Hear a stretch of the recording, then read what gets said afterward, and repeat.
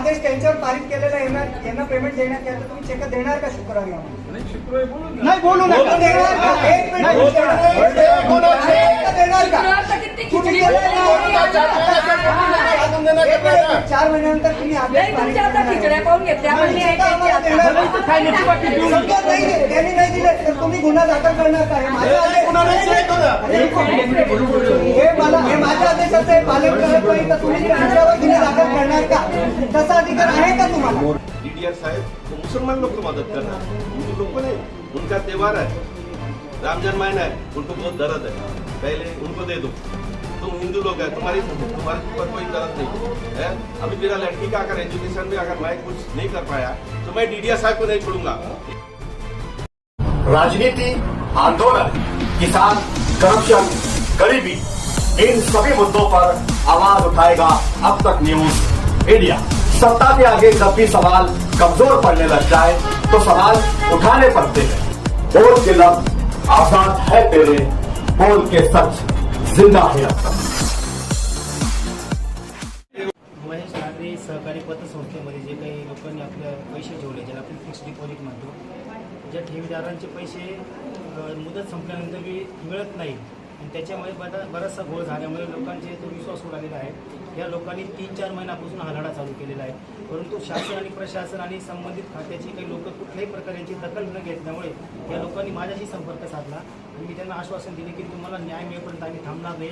आणि आज जे महेश नागरे सहकारी पतसंस्थेचा जो कारभार उजेडत आलेला आहे याचाच अर्थ आपण कुंपण शेत खातं बघ त्याच पद्धतीने या लोकांनी स्वतःच्या नावावर कोटी 1.5 कोटीच्या कर्ज काढलेलं आहे, सगळे कायदे कुडून। त्याच्यानंतर त्यांनी ज्या काही एफडी ठेवलेल्या आहे त्यांना जर 9% व्याज असेल त्यांनी 12% व्याज घेतले आणि ज्यांनी कष्ट करून आपले घामाचे पैसे त्या पतपडीमध्ये ठेवले त्यांचे पैसे आज मिळत नाही। आणि जाणून बुजून अल्प बचत जे काही लोक होते त्यांना जाणून बुजून पैसे दिले म्हणजे लोकांची संख्या कमी झाली पाहिजे, त्यांची ताकद कमी झाली पाहिजे आणि यांच्यात वाद निर्माण व्हायला पाहिजे। तर याला सर्वस्वी जबाबदार सन्माननीय शेळके साहेब आहे। जर कधी तुमचं वाटप करण्याचा अधिकार नसताना वाटप होत असताना तुम्ही त्याच्यावर कुठली कारवाई केली? आणि पतसंस्थेचा जो काही चेअरमन आहे त्याचा मुलगा हे राजेंद्र तुपेंना इथले जे काही डीडीआर आहेत तालुका उपनिबंधक शेळके साहेबांसमोर सांगतो तुझे 11 लाख रुपये तू 6 लाख रुपये गेले, विषय संपव। म्हणजे याचाच अर्थ सगळे काही मिळालेले आहेत का? भैया आपका नाम क्या और क्यों आई यहाँ पे? मेरा नाम सुनील गोपाल देवनाथ। मैं चाइनीज का धंधा करता हूँ। मेरा दुकान था एक, मैं काम नहीं कर पाता हूँ इसलिए मैंने दुकान बेच के 12 लाख रुपया बैंक में रखा था महेश नागरे पतसंस्था में। मेरे बच्चे का एजुकेशन के लिए जब लगेगा मैं वो पैसा निकाल के उसके पढ़ाई में काम पे आएगा। आपको इंटरेस्ट मिलता है उससे उसका खर्चा है।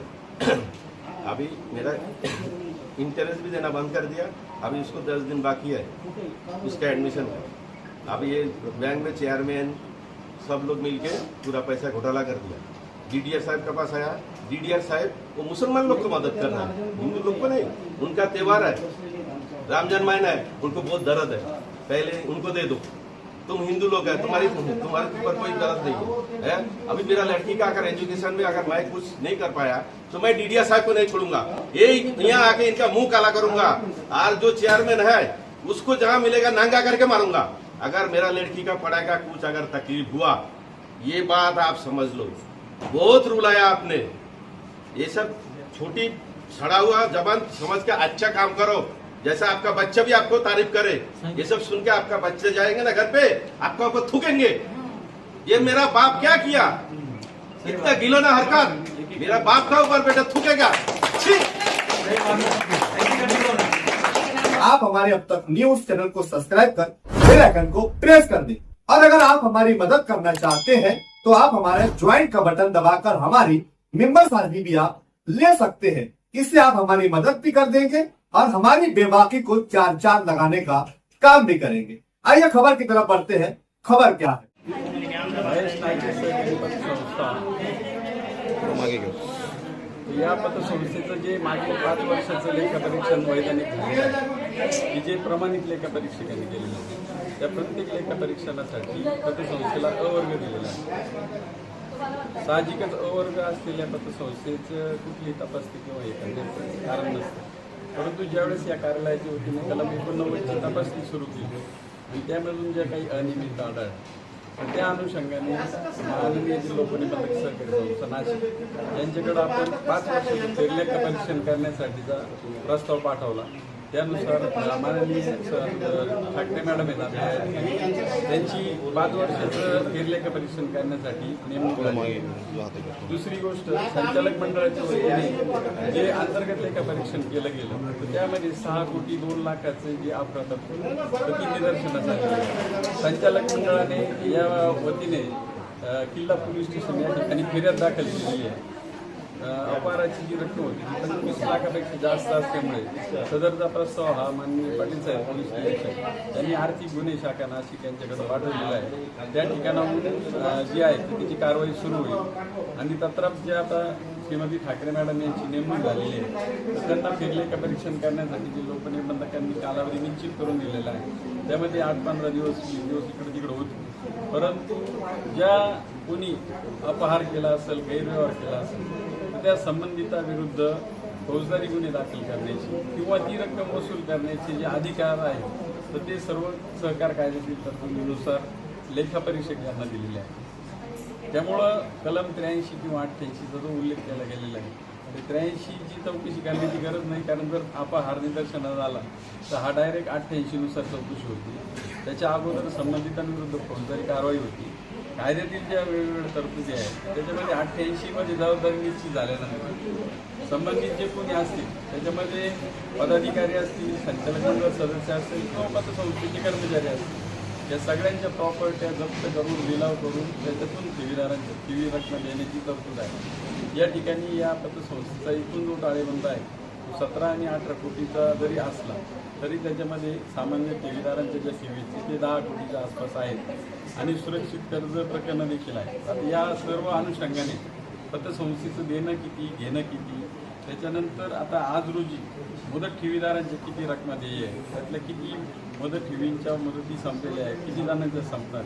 कारण याच्यामध्ये कायद्यात असं म्हटलेलं आहे की संस्था जेवढे 100 रुपयाच्या ठेवी गोळा करते 30 रुपये लिक्विडिटी ठेवून 70 रुपये हे कर्ज रूपाने वाटावे लागतात. आज रोजी अशी परिस्थिती झालेली आहे की ज्यांच्या मुदती संपल्या ते पण, ज्यांच्या मुदती संपल्या नाही ते पण, हे सगळे ठेवीदार आता या ठिकाणी ठेवीची मागणी करत आहेत आणि लिक्विडिटी ही संपुष्टात राहिलेली आहे. त्यामुळं यापुढील काळामध्ये ठेवीदारांच्या ज्या काही रक्कमा परत द्यायच्या असतील तर त्या थकबाकी किंवा चालू कर्ज वसुलीतूनच देता येणार आहे. आणि त्या अनुषंगाने पतसंस्थेने थकबाकीदारांची जी कर्ज प्रकरण आहे तर ती कलम 196 दाखला घेण्यासाठी आपल्या कार्यालयाकडे सादर केलेली आहे. पहिल्या 11 जी प्रकरणं आहेत त्यांची सुनावणी अंतिम टप्प्यात येईल. 10 ते 15 तारखेपर्यंत ते दाखले इश्यू होतील. कलम 156 मध्ये विशेष वसुली अधिकाऱ्यांची तरतूद आहे.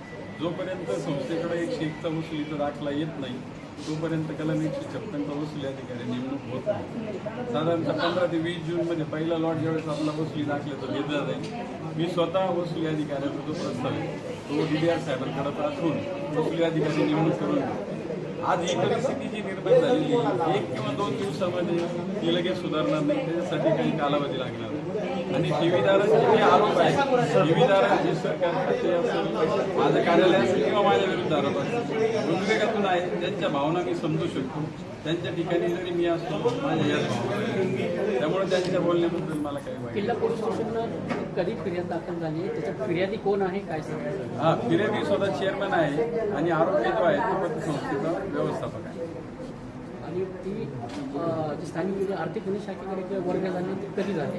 ती पाटील साहेबांना किल्ला पोलीस स्टेशन. हे बघा, कुठले आंदोलन करत असताना त्याला काही टप्पे असतात, काही पायरी असतात. आता ही आपली पहिलीच मिटिंग झाली की त्याच्यात काहीतरी लोकांना घाम फुटला आहे. परंतु साहेब तुम्ही समजा ते बाहेर गावी आता एवढे जबाबदार अधिकारी इथं आले, तुम्ही आले, शुक्रवारी तुम्ही आम्हाला लेखी आश्वासन द्या A to Z सगळे संबंधित लोक तिथे राहतील. हो, ते पत्रकार आपण बोललो. त्याच्या समजा तुम्ही आज आम्हाला जसं आश्वासन देत असाल शुक्रवारी साहेब के सामने लिखित त्याच्याशिवाय साहेब त्या दिवशी ते लोक आले नाही, त्याला जबाबदार नाही. तुमच्या खुर्च्या तुटल्या, कोणाचं काही ऑफिस कार्यालय तुटलं त्याला आम्ही जबाबदार राहणार. शेळके साहेब जबाबदार. लोकांचे जे लाख रुपये इथं बुडता आहे ते अक्षय रडत आहेत. अक्षय तो अण्णा झाले येत आहे अक्षय मॅच बघताय बाहेर साहेब. तुम्ही शेवटचे आनंदाने चालले जायचे तुम्हाला सांगतो. शेवट तुम्ही काही तुम्हाला अकाउंट का चेक लूंगा शेखर दादा कायद्याने त्यांना अधिकार आहे FIR दाखल करायचं. मी कागद दिले. शेखर आता अंतिम निर्णय झाला. हे बघा, त्यांचं आता असं त्यांना म्हणणं अधिकार आहे. एक मिनिट रुक ना. संचालक मंडळ मधले चेअरमन किंवा व्हाईस चेअरमन किंवा जे काही संबंधित लोक आहेत ते आज इथं कोणीच नाहीये. मग शुक्रवारी त्या ठेवीदार आणि संचालक बॉडीचे आणि इथले जे प्रशासन सगळ्या अधिकाऱ्यांची ती एक संयुक्तरित्या मिटिंग घ्यायचे. मग त्याच्यातून काय तोडगा निघतो काही नाही. परंतु साहेब तुम्हाला विनंती आहे, तुम्ही कठोर पावलं उचला. तुम्ही कठोर पावलं उचलले नाही तर मग आम्ही तुमची खुर्चीची पाळी ओढून घेऊ.